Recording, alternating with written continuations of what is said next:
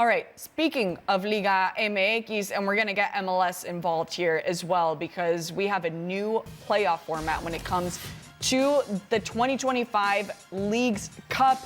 So there's a little bit of everything here in its third edition. It will be played in 2 rounds, Phase 1 and the knockout rounds. Phase 1, 3 consecutive match dates for a club to be played between July 29th and August 7th. By the way, 18 MLS teams will be participating in order to equal all of the Liga MX clubs, which actually at the end of the day will be 18. The clubs are divided into 2, so it'll be interesting. The top 4 best performing teams, by the way, from Liga MX, MLS will move on to single elimination quarterfinal stage, and they'll be placed in a fixed bracket with inter-league pairings. So what do you think of now the new format, the adjusted format? Well, let me tell you from each league's perspective why I hate it.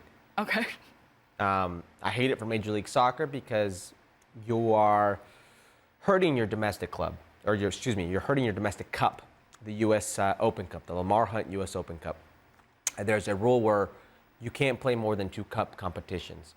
So there are going to be certain clubs that won't play the U.S. Open Cup because they'll be playing Leagues Cup and the CONCACAF Champions Cup, one of those LAFC. Mm-hmm. So LAFC won't be able to defend their Lamar Hunt U.S. Open Cup title. First time, I think, since the 96 year, if I'm not mistaken. It's just a travesty. It's pathetic on so many levels that a team like LAFC can win that tournament, win that cup, something that gives you a way into the CONCACAF Champions Cup. Right. And you can't defend your title. I'm sure their fans would like to defend their title. I'm sure those players would like to defend those titles. I'm sure people in that tournament would like them to be in that tournament. They won't be there. So I still don't like the Open Cup format being affected by Leagues Cup. And I don't like Leagues Cup if I'm Liga MX. How is this fair for you? How is this fair for Liga MX? It used to be 18 Liga MX clubs versus 28, 29 MLS clubs. Yeah. And yes, too many clubs. So your bright idea is the top 18 MLS clubs go against the 18 Liga MX clubs? Yeah. So you load the deck in favor of Major League Soccer? So now there's no way a Querétaro or a Juárez or a Mazatlán, All due respect. with all due respect, who have struggled in Liga MX, are going to find themselves with a San Jose Earthquakes, are going to find themselves with DC United, are going to find themselves with insert club here who's not doing well in Major League Soccer. No, you get mid-table and up. Yeah. They load the deck in favor of Major League Soccer, and Liga MX is going to take it because the people, the powers that be, the brass at Liga MX have literally said, we don't care. We're more interested in the money. Whatever you want, we will do. You tell us what to do, Major League Soccer, we're going to go ahead and do it. Just sign the check. Just Right. mail the check. Just tell us when it's coming. We're going to go ahead and do it. Not only when it's coming, where it'll be. Yeah. Because this isn't going to be played in Mexico. Nope.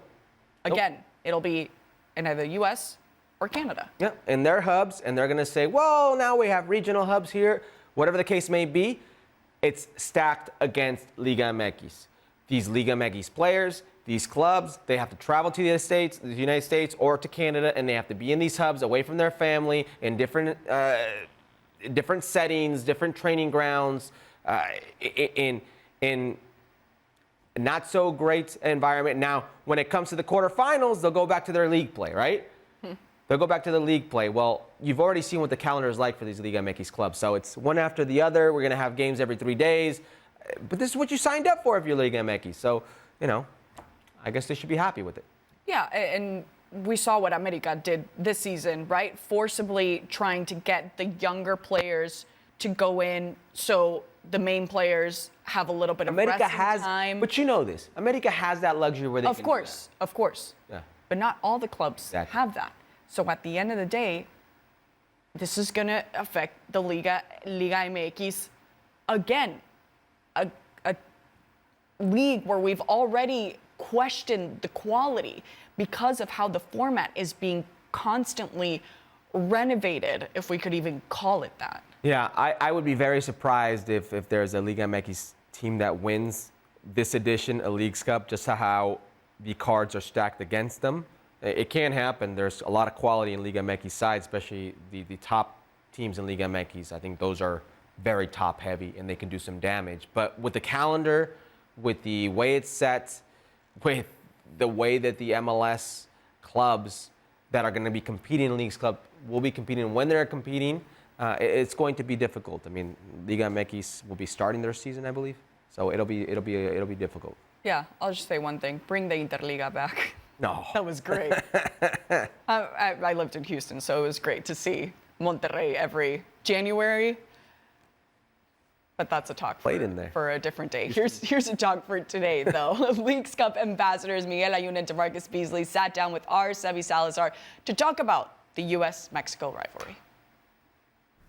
Here with a couple of Leagues Cup legends who, funny enough, never actually played in the Leagues Cup, but are here to promote it. Miguel Ayun. I played. You did play. You did play one year in like the showcase, right? Exactly. In the showcase events. And DeMarcus Beasley, of course, a U.S. men's national team legend. I feel like the tournament exists, though, kind of because of the rivalry between the two national teams, right? So maybe let's start there. Today, with where we see U.S. versus Mexico, like where do you see the rivalry? I mean, is there one? No, I'm kidding. No, it's un chiste. That didn't sound like a joke. At the beginning with these kind of jokes? Okay, perfect. Like that. No, seriously, the rivalry. Let me write this.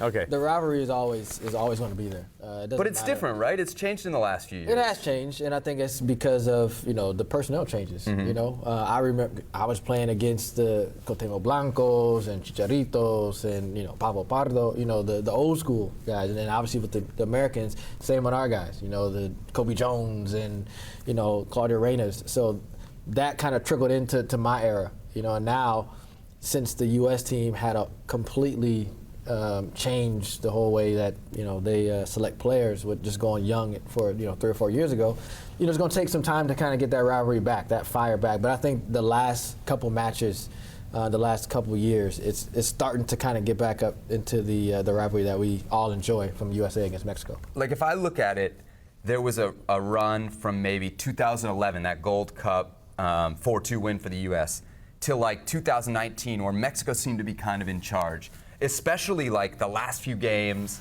You also think of the U.S. missing the 2018 World Cup, but those last few games before the pandemic. And then the pandemic hits, and since the pandemic, the rivalry switched totally, right? It's now all U.S. and Mexico really struggles. What happened? Why do you think Mexico started to struggle so much in the last 4 or 5 years against the U.S.? My opinion, and I think I spoke about this in an interview in Mexico, I see how the MLS and the U.S. national team is working on, building new players. The performance in the young generations are really different. Mexico is more focused on the players that are in the first division right now, and they don't work a lot in the formation players. Instead of that, United States with the MLS, with the U.S. national team, they start working on putting some young players in the European leagues. So bringing more and faster development on their skills. And I think that's where I can find the difference between the reality of the actual time right now between the national teams. Mexico doesn't have a lot of players. If you can remember, 2018, we have like 10 from 11 players on the starting 11 on the first match. We play on the European leagues, Portugal, England, Spain, and right now you have at least, if you have kind of a lucky, you have like 6 or 7 players playing in Europe.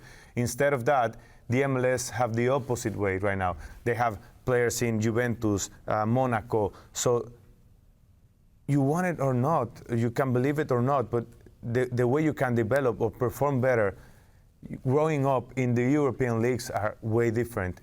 Here you have the college leagues that are better and better with the time. In Mexico, you don't have that. You don't have for example, the universities having good development of young players. You have to play in the down leagues like it was supposed to be the second division and the Ascenso in Mexico. You don't have now promotion. Do you think that's hurt the Mexican national team? Yeah, absolutely. Because most of the players are now in Liga MX. They play in a league without that competition. Exactly. And at the end also, you take out the competition in the second division. Because right now, what does that What are you mean for playing the for? team? Right. Yeah, exactly. Yeah. And what does the team, start doing? They have young players, but they don't force them to compete about something else or something bigger. And you cannot have like a 30 years old player playing in the second division, which it also increased the rivalry in the league. You know, when you have like only from 18 till 25 age players in the whole league, you are stuck in that level. It's a limit of the professionalism. Yeah. Right? You can perform against somebody better than you because you are like playing in the younger divisions, and that's why I think Mexico are stepping backwards instead of stepping forward. What do you think, Kirk? No, listen, if there's somebody that's authorized to talk on Mexican footballing development and how the regression in it's Miguel Layún. He's been there at the youth national team level. He's seen it at his time in various clubs in Liga MX, whether it's Veracruz or Club America or Monterrey, Rayados. He's gone abroad. He sees the amount of players that are exported in different countries, and I think he's identified very well where the problem is in that regression of development in Mexican football. You can't aspire to be a top footballing nation, at least with the national team, if you can export players at the highest of levels, and I think he pinpointed it very well. Yeah, it kind of made me think about that because when it comes to Liga MX, as we just talked about before, we heard Layún and DeMarcus Beasley at the end of the day, is this opportunity that those clubs have to really be challenged at that level. And maybe that can be their bigger challenge rather than just focus on the domestic league at the end of the day. Yeah. I think, what he's talking about Major League Soccer being the next league of exports, a league that's now embraced being a trampoline, if you will, a stepping stone to the bigger and better, is what most would love Mexican football to be, but it's just such a money grabber. It is. It's Tough to see another thing. It's tough to see them reverting from something that's made them so much money. Yeah, absolutely.